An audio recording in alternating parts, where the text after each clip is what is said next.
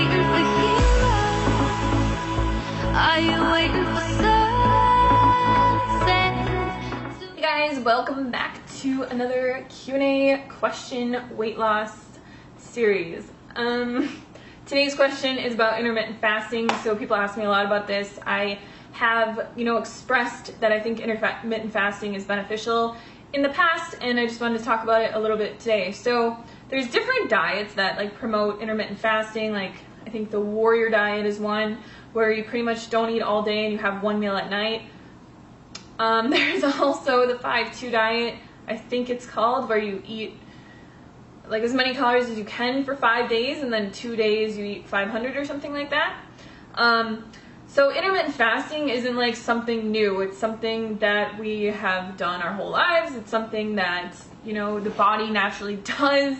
And it's not really a diet. It's more of listening to your body, and it kind of comes into play with intuitive eating and things like that. So if, I don't think that you should force your body to intermittently fast, but what I do think is that when you listen to your body, you'll realize that, most thin people, will listen to their bodies and fast when they're not hungry. So, if you've ever had a friend and it's 10 o'clock or noon or something like that, and they've just been so busy and they're just I haven't eaten anything all day because their body wasn't telling them to eat. They weren't hungry and they were just busy and they were focused on other things.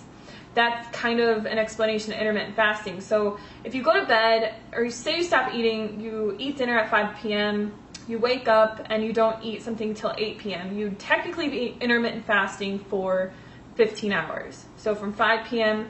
to 8 a.m., 15 hours, which I think 15 hours is generally how much people will intermittent fast.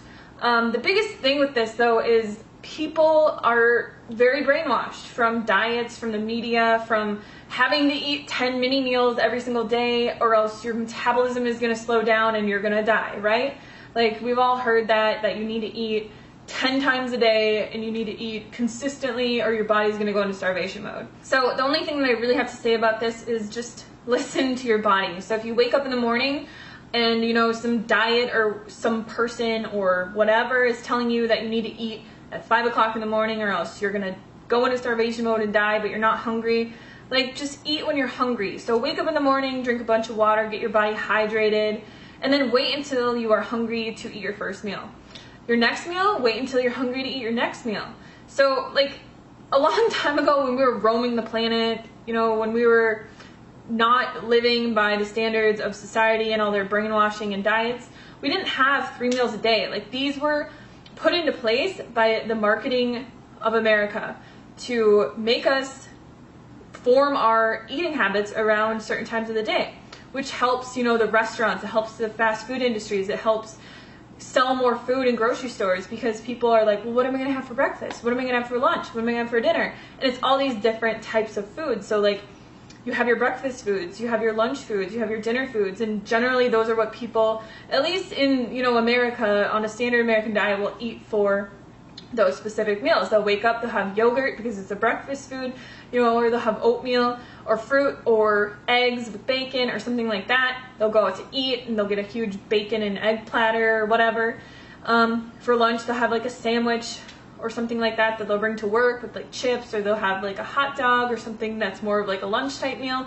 And then for dinner, they'll, make something at home that's a stew or pizza or whatever. So it's really just American marketing tactics that have placed meal times around everything. And the dieting industry took advantage of that, and they said, well, we're going to make this into, you have to eat 10 times a day, or this is going to happen to you. Or, now there's intermittent fasting diets and things like that, but nothing is really new. I mean, generally, if you just listen to your body and you go by intuitive eating and how your body feels and you eat as much as you want, everything will work out 100%. So I wouldn't say force your body to intermittently fast. I mean, it is good to not eat right before bedtime or anything like that, but just make sure that you're eating enough at dinner, that you're full and satisfied, and that you can go to bed and not be starving. And then when you wake up, drink a quart of water, do a couple things, and then once you feel hungry, eat. And then once you feel hungry again, eat. So don't force your body to intermittent fast. It's just something that we naturally do day to day, and I think that that's the healthiest way to go about it. So thank you guys for watching this video. Leave your comments and questions about intermittent fasting below, and I will see you guys tomorrow. Bye!